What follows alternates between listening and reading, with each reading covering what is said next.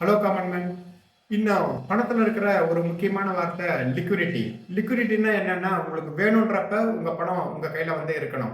இது சிட்டில், savings bank அக்கவுண்ட்ல, அப்புறம் மியூச்சுவல் ஃபண்ட்ல இது மூணுல எது பெட்டர்ன்னு சொல்லி பார்த்தீங்கன்னா, சந்தேகமே இல்லாம சேவிங்ஸ் பேங்க் அக்கவுண்ட்ல தான்.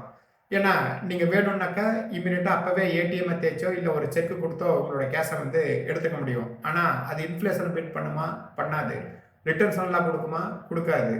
அதுக்காக தான் எமர்ஜென்சி ஃபண்டுன்னு சொல்லிட்டு நிறைய வீடியோஸ் நாங்களே வந்து போட்டிருக்கோம். அதை வந்து பாருங்க. எமர்ஜென்சி ஃபண்டோட அருமை என்னன்றது தெரியும். ரெண்டாவது சிட்டுக்கு வருவோம்.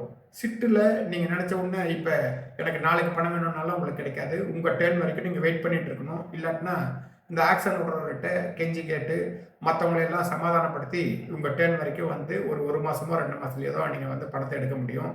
அது இல்லாமல் அதில் இருக்கிற மற்ற டேஞ்சரஸ் எல்லாம் நான் ஆல்ரெடி வந்து சொல்லிட்டேன்.